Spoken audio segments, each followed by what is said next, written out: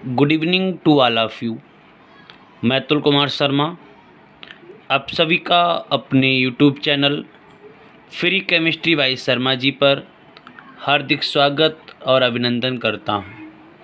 ऐसे सभी स्टूडेंट्स जिन्होंने मेरे चैनल को अभी तक सब्सक्राइब नहीं किया है, कृपया मेरे चैनल को सब्सक्राइब कर लें और साथ ही साथ प्लेलिस्ट पर जाकर के मेरे द्वारा अपलोड की गई अभी तक की सारी वीडियोज़ को आप लोग देख सकते हैं। तो आज हम लोग अपने इस टॉपिक में जिक्र करने वाले हैं एल्डिहाइड का। एल्डिहाइड यूनिट की ऑलरेडी एक वीडियो हम लोग इससे पहले के लेक्चर्स में पढ़ चुके हैं। आप लोग एल्डिहाइड की उस लेक्चर 1 को ज़रूर देखें ताकि आपको आज बताए जाने वाले एक एक पॉइंट की बेहतरीन जानकारी प्राप्त हो सके। हमने अपने उस वीडियोज़ में बताया था कि एल्डिहाइड किसे कहते हैं, कीटोन किसे कहते हैं और कार्बोक्सिलिक अम्ल किसे कहते हैं। आज हम लोग एल्डिहाइड को स्टार्ट करेंगे। शेष 2 टॉपिक एल्डिहाइड कंप्लीट होने के बाद हम लोग स्टार्ट करेंगे। मैं इसके बारे में आपको एक बेहतरीन जानकारी प्रदान करने वाला हूं। कृपया करके एक एक पॉइंट को समझिएगा, अपनी कॉपी पर नोट कीजिएगा। सबसे पहली बात, एल्डिहाइड होती क्या है। मैंने इससे पहले की वीडियोज में बताया है, मैं एक बार फिर यहां पर रिकॉल कर देता हूं। एल्डिहाइड होती क्या है, सबसे पहला प्रश्न ये आता है। तो मैं आपको बता दूं, ऐसे कार्बनिक यौगिक, जब बात कार्बनिक यौगिक की आ गई है तो इसका मतलब ये हुआ कि कार्बन का उपस्थित होना जरूरी है। ऐसे यौगिक जिसमें कार्बन उपस्थित होता है उनको एल्डिहाइड कहते हैं, कार्बनिक यौगिक कहते हैं। ऐसे यौगिक जिसमें कार्बन प्रेजेंट होता है उनको कार्बनिक यौगिक कहते हैं। अब ऐसे कार्बनिक यौगिक जिसमें बच्चों सिंगल बॉन्ड CHO क्रियात्मक समूह, जो बच्चे 11th में कंप्लीट IUPAC पढ़ चुके हैं उन सबको जानकारी होगी कि यह जो CHO है ये क्रियात्मक समूह है। कैसा समूह है बच्चों? क्रियात्मक समूह है। जिन बच्चों को क्रियात्मक समूह की जानकारी नहीं है मुझे पर्सनली मैसेज करें ताकि मैं उनके लिए एक सेपरेट वीडियो बना सकूं। तो ऐसे कार्बनिक यौगिक जिसमें सिंगल बॉन्ड CHO क्रियात्मक समूह उपस्थित होता है उनको बच्चों एल्डिहाइड कहते हैं। क्लियर हो गई बात? ऐसे कार्बनिक यौगिक जिसमें सिंगल बॉन्ड CHO क्रियात्मक समूह उपस्थित होता है उनको एल्डिहाइड कहते हैं। यहाँ तक किसी को कोई समस्या तो बताइए। एल्डिहाइड पहचान लेंगे कि एल्डिहाइड किसे कहते हैं, परिभाषा अच्छा बता लेंगे। ठीक, CHO ग्रुप जिसमें उपस्थित होता है ऐसे कार्बनिक यौगिक एल्डिहाइड कहलाते हैं। जैसे अगर मैं आपके सामने CHO लिखूं, HCHO, तो भले ही आप इसका नाम ना बता पाएँ कि HCHO क्या है, लेकिन बच्चों इतनी बात समझ गए होंगे कि यहाँ पर CHO ग्रुप दे रखा है। तो जहाँ CHO ग्रुप होता है, CHO क्रियात्मक समूह होता है, ऐसे कार्बनिक यौगिक एल्डिहाइड है। तो इतनी बात तो समझ में आ गई होगी कि यह एल्डिहाइड यौगिक है। मैं एक और फार्मूला लिख रहा हूँ। फार्मूला है CH3CHO। इसमें भी बच्चों CHO क्रियात्मक समूह है। इसका मतलब यह तो जानकारी मिल गई कि यह भी एल्डिहाइड है। मैं एक और आपके सामने फार्मूला लिख रहा हूँ CH3CH2CHO। यहाँ पर भी CHO ग्रुप उपस्थित है। इसका मतलब ये भी बच्चों एल्डिहाइड है। क्लियर हो गई बात? मैं आपके सामने एक और फार्मूला लिख रहा हूँ CH3CH2CHO। भले ही आप इसका भी नाम ना जानते हो लेकिन बच्चों CHO यहाँ पर लगा है। CHO क्रियात्मक समूह होता है, इसका मतलब यह यौगिक भी एल्डिहाइड है। तो मैंने आपके सामने एल्डिहाइड के ये 4 एग्जाम्पल दिए हैं। बहुत से एग्जाम्पल हम लोग यूज कर सकते हैं। आपको ध्यान रखना है कि अगर CHO लगा हुआ है तो वह कंपाउंड एल्डिहाइड कहलाता है। क्लियर हो गई? ऐसे कार्बनिक यौगिक जिसमें क्रियात्मक समूह के रूप में CHO समूह होता है, ऐसे सारे यौगिक एल्डिहाइड कहलाते हैं। अब बच्चों हम लोग इसके नामकरण को पढ़ेंगे। ऐसे सभी स्टूडेंट्स जो IUPAC पद्धति को जानते हैं नामकरण आसानी से कर सकते हैं, लेकिन वे स्टूडेंट्स जो IUPAC को नहीं जानते हैं उनके लिए थोड़ी कठिनाई होने वाली है। तो नामकरण हम लोग किस तरह से करेंगे मैं अपने इस लेक्चर में आपको समझाने का प्रयास करता हूँ। मैं बच्चों यहाँ पर टेबल का निर्माण करता हूँ और उस टेबल को बच्चों में 3 पार्ट्स में डिवाइड कर देता हूँ। इनमें से एक हिस्से में मैं कुछ यौगिकों के नाम सूत्र लिखूँगा और दूसरे हिस्से में बच्चों मैं उसका साधारण नाम लिखूँगा। यहाँ पर बच्चों मैं उस सूत्र जो आपके सामने मैं लिखूँगा मैं उस सूत्र का साधारण नाम लिखूँगा और फिर बच्चों मैं तीसरे वाले पॉइंट में उसका IUPAC नाम आपके सामने बताने वाला हूँ। बहुत ही बारीकी से एक एक पॉइंट को समझाते हुए मैं सारी बातों को स्पष्ट करूँगा। आपके सामने मैं सूत्र लिख रहा हूँ HCHO। बच्चों यह जो HCHO आप देख रहे हैं इसका साधारण नाम क्या है मैं आपको बता दूं। इसका साधारण नाम फॉर्मेल्डिहाइड है। क्या नाम है बच्चों? फॉर्मेल्डिहाइड।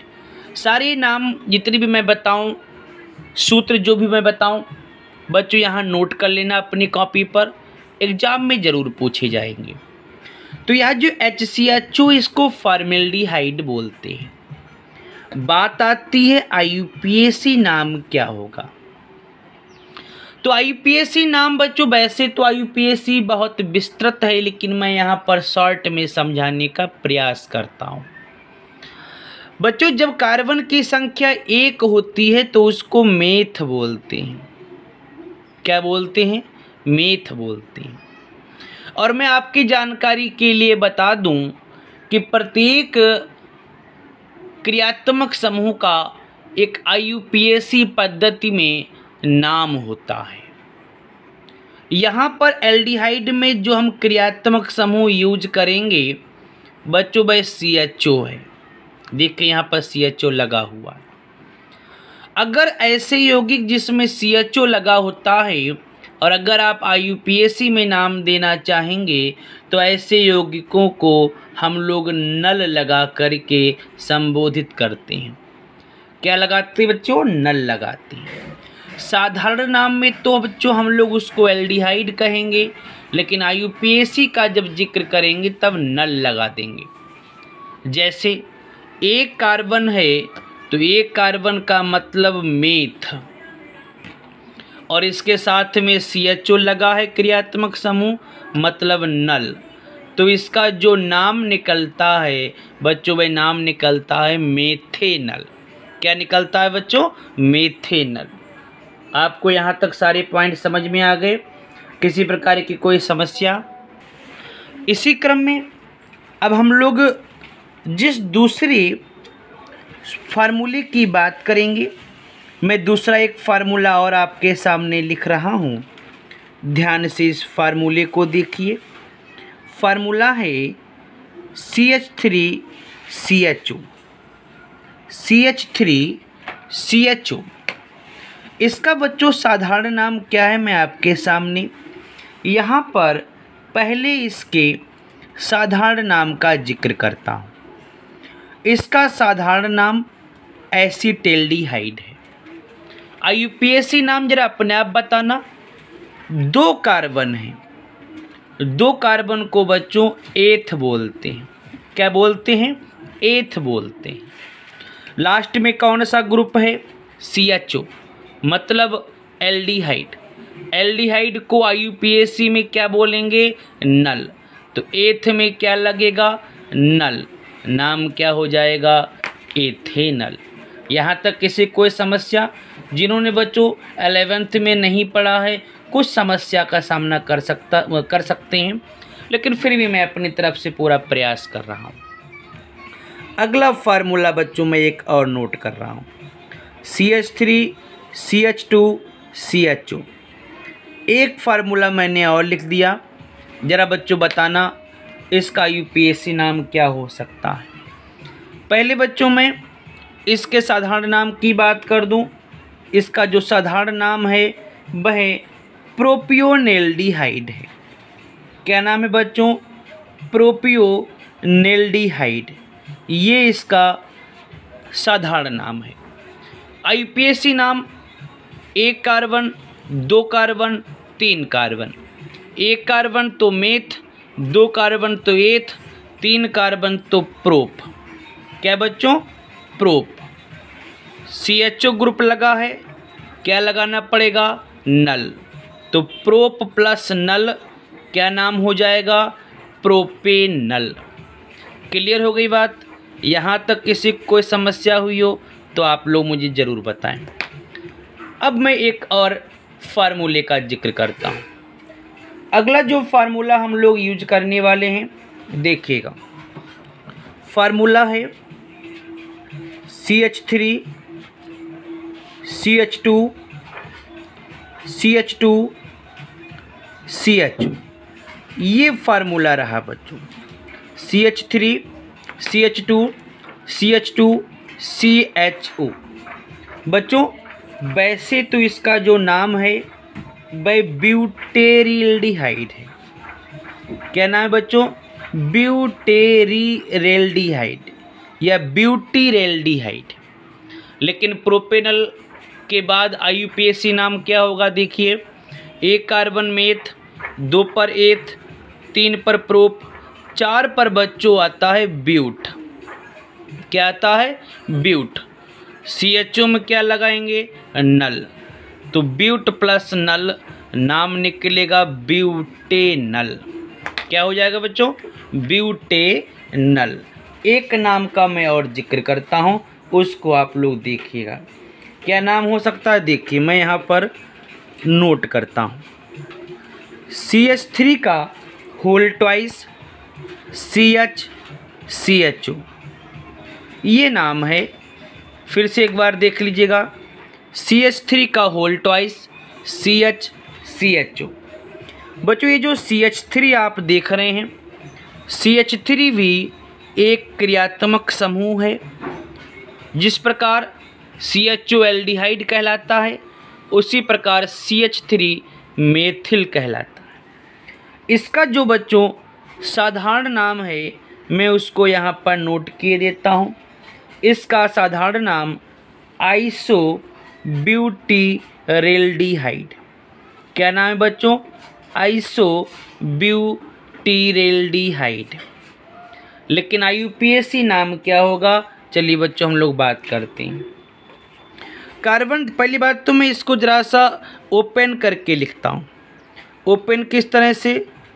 CH3 और CH3 आपके पास 2 लगे हुए हैं तो मैंने 2 लगा दिया।